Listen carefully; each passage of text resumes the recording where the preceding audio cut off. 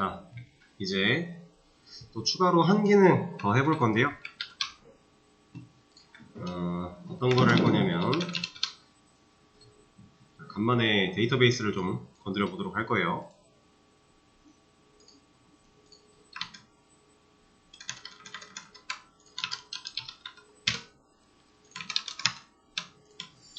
자, 우리가 현재 멤버 테이블 안에 정해지지가 않았어? 멤버 테이블 안에 회원에 대한 정보를 이렇게 저장을 하는데, 패스워드를 그냥 일반 텍스트로 저장을 하고 있단 말이에요. 근데 사실 이렇게 저장 안 한다고 했죠. 그래서 우리가 애초에 멤버 테이블 만들 때 비밀번호라고 하는 컬럼에 대한 길이를 좀 길게 만들어 놨어요. 암호화를 할 거라고 했었죠. 그거 실제로 좀 적용을 시켜 볼 겁니다. 근데 이거 제가 말씀을 드렸던 것 같은데, DB에서 암호화를 할 때 그냥 SHA 256 버전으로 그냥 암호화를 걸면 돼요. 그러면 데이터베이스에 인서트 될 때 당연히 암호화된 결과로 들어가겠죠. 자, 근데 로그인할 때 검증하려면 데이터베이스에는 실제로 패스워드가 이렇게 들어가 있는 게 아니라 암호화된 결과로 들어가게 될 텐데, 이거를 자바 쪽에선 데이터베이스에 있는 걸 가져온 다음에 뭘로 따져요? 우리 실제로 사용자가 입력했던 이 텍스트랑 일치하냐를 보죠. 근데 얘는 당연히 안 일치하겠죠? 여기에는 다른 텍스트가 들어있을 거니까, 암호화가 된. 그럼 우리가 이걸 검증할 때 어떻게 해야 되는가 이런 얘기를 하면서 그냥 얘도 한번 암호화를 해놓고 검증하면 된다라고 했었어요. 그쵸? 자, 그거 진행을 할 거고, 일단은 멤버 테이블을 좀 비웠다가 테스트 데이터로 좀 넣을 건데, 자, 보겠습니다. select sha2. 저번에 암호화 되는 거 한번 보여드릴 때 이걸로 보여드렸던 것 같은데, 이거 기억나시나요? 그냥 SHA. 얘랑 얘는 달라요. 얘는 이게 그냥 실행 못해요. 왜냐면 인자가 하나 더 필요하거든요. 우리가 이거 2라고 하는 애가 없으면 얘도 이제 CQ 해시 알고리즘으로 등록되어 있는 걸 통해서 그냥 암호화를 하는 건데, 지금 보세요. 테스트를 암호화했을 때의 결과가 이렇게 나온대요. 이거는 이따 보여드릴게요. 근데 진짜 우리가 사용할 암호화 방식은 SHA 256이에요. 그래서 얘는 인자가 이렇게 하나가 더 들어가야 됩니다. 얘가 실제로 우리가 가장 흔하게 사용하는 SHA 256에 대한 방법을 MySQL DBMS에서 제공하는 방식이에요. 그래서 얘를 실행을 시켜보면 결과가 조금 다르죠. 둘은 결과가 다릅니다. 그쵸? 그래서 우리가 쓸 거는 얘가 아니라 얘다. 이 방식이다. 그래서 일단은 실제로 인설트를 할 때 이걸 다 함수를 사용해주면 되는 건데, 얘를 복사해서 우리 멤버 쪽 테스트 데이터 만드는 이쪽부터 적용을 좀 시켜주도록 하겠습니다. 패스워드 부분에 얘를 그냥 넣을 게 아니라 이렇게. 그럼 암호화된 결과로 인설트가 된다라는 거니까. 그쵸? 이 방식을 다 사용을 할 거예요. 얘를 복사한 다음에 얘를 테스트로, 그다음에 여기는 테스트 1로, 그리고 멤버 테이블 비워주고 이 테스트 데이터 3개 넣어놓으면 일단 DB 쪽에서는 처리가 됐겠죠? 이거는 트렁케이트로 지우겠습니다. 트렁케이트 멤버. 그러면 멤버 테이블에 아무것도 없을 거고, 자, 트렁케이트로 지우는 이유는 간단하죠. 키가 되는 ID 값을 1부터 다시 유지를 시켜주기 위해서. 그리고 멤버를 확인해보면, 자, 이렇게 데이터가 들어가 있습니다. 이런 식으로. 그래서 길어야 되는 거예요. 꽤나 길죠? 텍스트가 꽤 깁니다. 이렇게 들어가 있는 애를 가지고서 이제 실제 자바에서 검증할 때 하는 부분만 처리를 하면 되는데, 자, 얘는 보세요. 알고리즘이 정해져 있는 거기 때문에 아까 테스트라고 하는 얘를 실행했던 결과가 이렇게 나왔었죠. 이거 안 바뀝니다. 랜덤으로 되는 게 아니에요. 진짜 알고리즘에 의해서 되는 거니까 바뀌지 않아요. 몇 번을 실행해도 똑같습니다. 그래서 이제 진짜 흔하게 개발할 때 테스트, 어드민 이런 애들은 대충 여기 출발하는 시작하는 단계 보면은 감 와요. 개발 많이 하다 보면은 그래요. 저도 옛날에 실제로 실무에서 개발을 할 때 이제 DB에 암호로 걸려 있는데 얘를 이제 다시 테스트 해보기가 너무 귀찮은 거예요. 그래서 얘를 봤는데 이거 어디서 많이 보던 암호화 문구인데 싶어가지고 개발용으로 계정을 만들어서 또 개발을 하니까 개발용 그 테스트 계정들도 여러 개를 만든단 말이죠. 그래서 뭐 흔하게 테스트, 뭐 애드민 이런 거 많이 하는데 그 중에서 테스트랑 어드민이 눈에 익더라고요. 그래서 얘네들은 따로 검증하지 않아도 대충 테스트겠구나 하고 치고 들어가면 맞아요. 이건 그냥 하다 보면은 자연스럽게 익숙해지는 거니까. 자, 일단은 DB 쪽에선 처리가 완료가 됐고 이거 바뀐 내용을 당연히 업데이트 해줘야겠죠. 여기다가 저장해주고. 자, 그럼 이제 코드를 좀 건드려야 되는데 일단 멤버 컨트롤러 한번 가보겠습니다. 왜냐면 실질적으로 우리가 로그인할 때 검증하는 부분이 컨트롤러 쪽에서 있잖아요. 그러니까 여기로 찾아온 거예요. 여기 보면은 또 조인이고 로그인, 여기서 비밀번호 입력해라. 여기 일치하냐 일치하지 않냐 여기 따져보고 있는데 여기서 한번 검증해 줘야겠네요. 아 참, 그리고 가입을 할 때도 우리가 지금 패스워드 입력 받아서 넘어왔죠. 파라미터 세팅해서 넘어왔어요. 얘를 DB 쪽으로 보낼 때 이때도 암호화를 해서 보낼 수도 있어요. 이건 선택인데 실제로 얘를 가지고 가서 인설트하는 멤버DAO겠죠? 여기서 인설트를 진행하는 여기다가 SHA256을 적용을 시켜도 되는 거고 아니면 애초에 암호화된 텍스트로 넘겨도 되는 거고 둘 다 괜찮습니다. 근데 이제 여기다가 쓸 것 같으면은 문법이 마이바티스 문법이랑 혼용돼야 되니까 뭔가 또 방법을 찾아야겠죠? 귀찮으니까 그냥 여기서 해서 넘기는 걸로 할게요. 사실 상관은 없는 거니까 어차피 얘도 서버 단위고 DB 쪽도 서버 단위라 어차피 사용자들은 까볼 수 있는 부분이 아니니까 괜찮습니다. 그래서 여기 지금 적용해야 되고 그리고 로그인할 때 검증하는 부분 적용해야 되고 또 어디에 주면 될까요? 패스워드 체크하는 부분들 우리 회원정보 수정할 때 이거 여기도 검증해줘야겠죠? 암호화된 결과 가지고서 그리고 회원정보 수정 부분에 패스워드가 바뀔 때 이때도 이제 업데이트 쿼리가 날아갈 건데 세팅해서 넘겨줘야 될 거잖아요.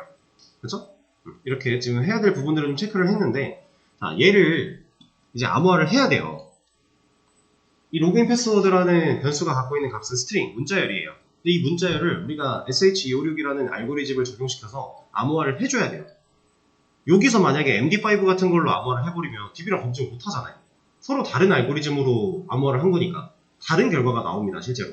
그래서 안 되니까 얘를 이제 진짜로 SH256이라는 걸 사용을 해서 암호화를 걸어야 되는데 자, 이거는 엄청 쉬워요. util 갑니다. 어차피 공통으로 쓸 거니까 util 같은 데 빼놓으면 좋아요. 여기 와서 메서드 하나 만들 거예요. 여기다가 public static string sha256이라는 이름으로 메서드를 하나 만들어 줄게요.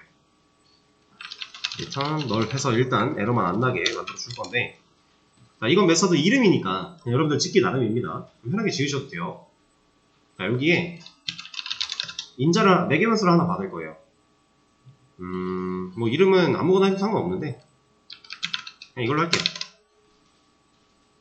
기본 그러니까 원래 값이라고 생각하면 돼요. 오리지널 뭐 이런 의미도 상관없고 자, 이 안에서 이 SHA256이라는 알고리즘을 적용시켜서 이 인자로 받아온 매개변수로 넘어온 이 애를 변환시킬 거고요. 암호화를 시킬 거고요. 그리고 그 결과를 리턴할 거예요. 자, SHA256 알고리즘 알 수 있어요? 그럼 처음에 나오게 하겠죠. 근데 그 알고리즘 분석해서 여기다 적용시킬 바에는 애초에 이걸 SHA256으로 구현되어 있는 자바 코드 찾는 게 더 쉽지 않을까요? 그러니까 이 알고리즘을 적용시켜서 그냥 매개변수만 세팅하면 얘가 알아서 그 값을 암호화 시켜줄 수 있는 그 메서드 이런 것들 만들어져 있는 거 가져다 쓰면 되잖아요. 중요한 건 SH256이라는 그 알고리즘을 진짜로 썼는가가 중요한 건데,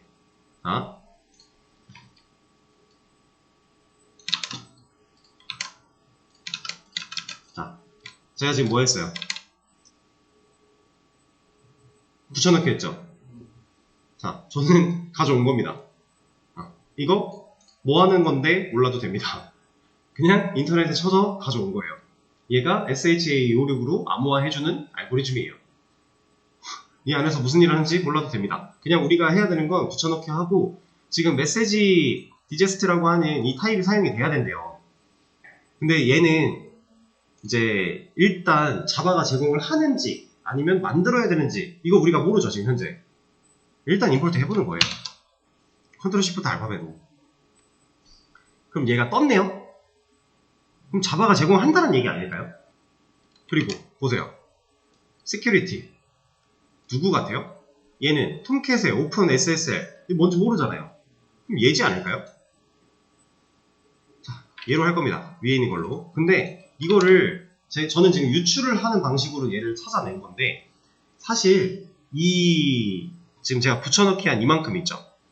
이만큼을 제공한 사람, 그 사람이 쓴 글을 보면서 실제로 임포트가 뭐가 되어 있는지도 같이 보면 돼요. 그 사람들이 보통 코드를 같이 공유를 하잖아요. 코드를 올려놓는데 그 코드 부분에 임포트 쪽에 이 사람이 그래서 어떤 걸로 임포트를 해서 썼는지도 눈으로 보면 됩니다. 만약에 그런 걸 안 올려놨다 다른 글 찾아보면 돼요. 결국 사용하는 거는 뻔할 텐데 사용한 게 어떻게 임포트 되어 있는지는 어떤 사람은 올렸을 수도 있고 어떤 사람은 그 부분을 잘랐을 수도 있으니까 여러 글들 찾아보고 공통으로 사용되는 애의 타입을 임포트를 찾아가면 돼요. 무조건 유추할 필요도 없다라는 겁니다. 사실 저는 이제 이미 알고 있으면서 여러분들한테 유추하는 식으로 말씀을 드린 건데, 이거 그냥 글에 있어요. 이거 임포트 해야 된다라고 있습니다. 그거 임포트 한 거예요. 자, 그럼 베이스라고 하는 매개변수로 받아온 결과를 토대로 지금 이런 작업을 하겠대요. 그렇죠? 만약에 여기 이름을 저랑 다르게 베이스로 안 했다면 얘만 바꾸면 돼요. 지금 이 매개변수를 실제로 적용시키는 부분은 얘니까. 이 정도는 이제 여러분들이 충분히 제가 말씀 안 드려도 수정이 가능하실 거예요. 얘만 바꿔주면 되고, 이런 거죠. 여기를 만약에 오리지널 패스워드 이런 식으로 했다면 얘만 바꿔주면 똑같다라는 거죠, 결국. 얘는 누가 주는 건데요? 이 SHA256이라는 메서드를 불러낼 때 거기서 인자로 세팅할 거잖아요. 그 세팅은 당연히 우리가 입력한 패스워드겠죠. 사용자가 입력했던 그거를 받아와서 알고리즘을 돌려서 이런 걸 리턴하겠다. 근데 여기 과정에 만약 문제가 생기면 공백을 리턴하겠다 라고 구현되어 있는 거예요, 그냥. 자, 그럼 이제 로직을 구현을 했으니까 가서 사용하면 되겠죠. 제가 아까 말씀드렸던 부분들. 자, 여기다가 util. 뭐 하면 돼요? SHA256 불러내고 여기에 들어가야 되는 인자값이 패스워드.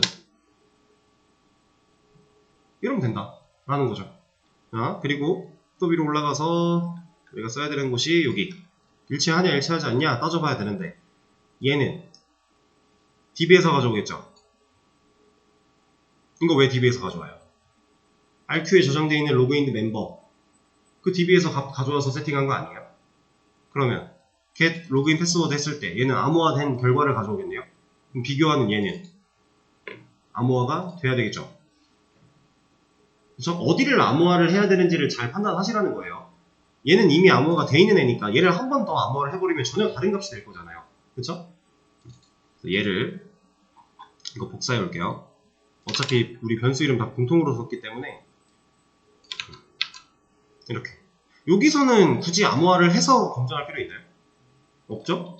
얘는 있냐 없냐 제대로 입력했냐 안 했냐에 대한 정보니까 위로 올라가서 또 확인하는 것이 여기 있네요. 또 to join 여기 넘길 때 암호화 해서 넘긴다. 너무 간단하죠? 자, 근데 이렇게 했을 때 이제 기능상의 문제가 없다면 당연히 되는 거겠지만 우리가 진짜 될지 안 될지 궁금하잖아요. 그죠? 그러면 이런 거 하나 해보는 겁니다.